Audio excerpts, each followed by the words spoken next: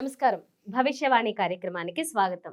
ఈరోజు మనతో పాటు ఉన్నారు ప్రముఖ మేధిని జ్యోతిషులు, జ్యోతిష్యానంత సవ్యసాచి జీవీఎల్ఎన్ ఆచార్యులు గారు. ఈ ప్రపంచంలో 3 రకాల మనుషులు ఉన్నారు. ఒకటి జ్యోతిష్యాన్ని నమ్మని వారు, మరొకరు జ్యోతిష్యాన్ని నమ్మేవారు, మూడో వాళ్ళు దాన్ని నిరూపిస్తే నమ్ముదామని ఎదురు చూసేవాళ్ళు. మరి అలాంటి వాళ్ళందరికీ కూడా రకరకాల ప్రశ్నలు ఉంటాయి. కొన్ని నమ్మని వారి నుంచి వచ్చేవి, కొన్ని నమ్మేవారి నుంచి వచ్చేవి. అటువంటి అన్ని రకాల ప్రశ్నలకి ఈరోజు మనం పూర్తి సమాధానాలు తెలుసుకుందాం. మా కార్యక్రమాలన్నీ చూస్తూ ఉండండి. మీకు ఎలాంటి సందేహాలున్నా అవి మ్యాక్సిమం నివృత్తి చేసే ప్రయత్నం చేస్తూ ఉంటాం. అలాగే మీకు ఎలాంటి సందేహాలున్నా కూడా కామెంట్ బాక్స్లో మెన్షన్ చేస్తే వాటిని కూడా మేము తిరిగి అడిగి దానికి సమాధానాలు తెలుసుకునే ప్రయత్నం కూడా చేద్దాం. ఇంకా మీకేమన్నా పర్సనల్గా డౌట్స్ ఉన్నా, లేదంటే మీకున్న సమస్యల్ని దానికి పరిష్కారాలు తెలుసుకోవాలనుకున్నా గురువుగారి పర్సనల్ నెంబరు డిస్ప్లే అవుతుంటుంది, దానికి మీరు సంప్రదించవచ్చు. నమస్తే సార్. శ్రీ గురుభ్యో నమః. ఓం నమో నారాయణి. గురువుగారు చాలామంది చెప్పినట్లుగా నమ్మకుండా అడిగే వాళ్ళు ప్రశ్నలు చాలా ఉంటాయి, కాబట్టి వాళ్ళలోంచి ముందు ప్రశ్న అడుగుతా. ఒకటి ముఖ్యమైన ప్రశ్న, జ్యోతిష్యము ఇది అని చెప్పిన తర్వాత ఏదో పరిహారాలతో మళ్ళీ దాన్ని ఎందుకు మార్చగలుగుతాము, ఎందుకు మారుతుంది అంటారు, వాటికి మీ సమాధానం ఏంటి? శ్రీ గురుభ్యో నమః. ఓం నమో నారాయణి. మీరు ఆరంభంలోనే శౌనకాది మహామునులకు సూతుల వారు పురాణ ప్రవచనాలు చెప్పినట్లుగా సాక్షాత్ విద్యా సరస్వతి నా ద్వారా యావత్ మానవాళికి వారి సందేహాలు నివృత్తి ఇచ్చేటువంటి విధంగా ఉందని నేను మిమ్మల్ని ప్రశంసిస్తాను. నవ్వేవాడు, నవ్వించేవాడు, నవ్వుల పాలయ్యేవాడు, తన్నేవాడు, తనులు తినేవాడు, తంతుంటే చూసేవాళ్ళు, దోచేవాళ్ళు, దోచుకుంటూనే ఉండేవాళ్ళు, దోపిడీ చేయించేవాళ్ళు. అట్లాగే మానవులు, రాక్షసులు, దైవస్వరూపులు. 27 నక్షత్రాలు, 12 రాసులు, 9 గ్రహాలు, ఇవి మానవ జీవితంపై ప్రభావం చూపుతుంటాయి. ఇక్కడ జ్యోతిష్యాన్ని నమ్మేవాడు ఎప్పుడూ కూడా దాన్ని దాటిపోడు. జ్యోతిష్యం నమ్మాము, దీనివల్ల ఫలితం వచ్చింది అని అనుకునే వర్గం ఒకటి. కొంతమంది తర్కించేటువంటి వారు, అది ఎలాగూ, ఇది ఎలాగూ, ఇది ఎలా ఉండాలి, కంటితో చూపించు, నమ్ముతాం అనే వర్గం ఒకటి. అందుకని ఇలా ఇంతమంది ఉంటేనే, అంటే జ్యోతిష్యం నమ్మని వాడు ఉంటేనే జ్యోతిష్యానికి విలువ వస్తుంది. జ్యోతిష్యం మీద చర్చలు జరుగుతున్నప్పుడే కొత్త అంశాలు బయటకు వస్తాయి. అందుకే భగవద్గీతలో చెబుతాడు, పరిప్రశ్నేన సేవయా ఉపదేక్షంతి తే జ్ఞానం జ్ఞానినాః సత్వదర్శనః. ఒక వ్యక్తి సమాజ హితం కోసం నిస్వార్థంగా అడిగేటువంటి సమస్య 10 మందికి పరిష్కార మార్గాన్ని చూపుతుంది అంటారు. అక్కడ ప్రశ్నిస్తూ ఉండాలి. అట్లాగే 27 నక్షత్రాలని 3 భాగాలు చేశారు. 27/3 డివైడెడ్ బై 3 అంటే 27 నక్షత్రాలని 3 భాగాలు చేస్తే 9 నక్షత్రాలు 3 భాగాలుగా వెళ్ళాయి.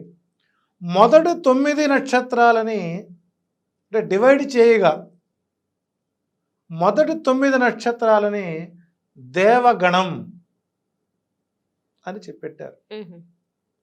మిగిలిన 9వ పార్ట్ని మానవగణం అని పెట్టారు. 9వ పార్ట్ని రాక్షస గణం అని పెట్టారు. అంటే ఇక్కడ మీకు చెప్పిన సమాధానం వచ్చింది. 3 రకాలు: మానవగణం, దైవగణం, రాక్షస గణం. ఈ 27 నక్షత్రాలని 3 భాగాలు చేయగా వచ్చినటువంటి ఈ శేషం ఏదైతే ఉందో ఆ శేషానికి ఈ పేర్లు పెట్టారు. అందుకే ఒకడు మానవత్వంతో మాట్లాడతాడు, ఒకడు దైవత్వంగా మాట్లాడతాడు, ఒకడు రాక్షస ప్రవృత్తితో మాట్లాడతాడు. అందుకే నేను చెప్తాను, ఒకడు అన్నము తినే విధానాన్ని బట్టి అంగశాస్త్రం ప్రకారం ఒక వ్యక్తి అన్నము తినేదాన్ని బట్టి ఆ వ్యక్తి యొక్క నిజస్వరూపం తెలుస్తుంది అంటాడు. ఒక వ్యక్తి నడిచే విధానాన్ని బట్టి ఆ వ్యక్తి యొక్క నిజ నైజం తెలుస్తుంది అంటారు. మనకు అంగశాస్త్రం అని అగస్త్య మహర్షి మనకు ఇచ్చున్నాడు. కాబట్టి ఇక్కడ జ్యోతిష శాస్త్రాన్ని ఈ రోజున పబ్లిక్కి ఒక మంచి అవేర్నెస్ వచ్చింది.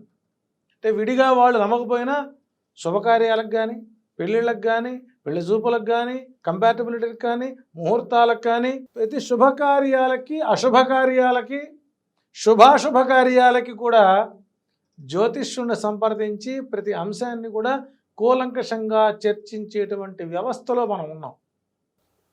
కాబట్టి 100కి 80% జ్యోతిష్యాన్ని నమ్ముతారు. ఒక 10% నమ్మాలా వద్దా అనేటువంటి న్యూట్రల్గా ఉంటారు. ఒక 10% జ్యోతిష్యంపై నెగటివ్గా ఉంటారు. వాళ్ళని హ్యూమనిస్టులని, హార్మోనిస్టులని అంటారు. కానీ వాళ్ళ పేర్లు మళ్ళీ దైవానికి సంబంధించినవే ఉంటాయి.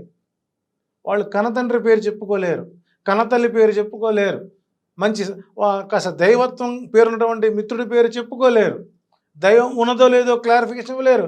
వారు ఊహించినదే మాట్లాడతారు. రెండవ వర్గం నమ్మాలా వద్దా అన్నదానికి మనం సమాధించుకుంటే కర్మ ఎవరి దాకా వచ్చే వరకు వాళ్ళు అనుభవించాల్సింది.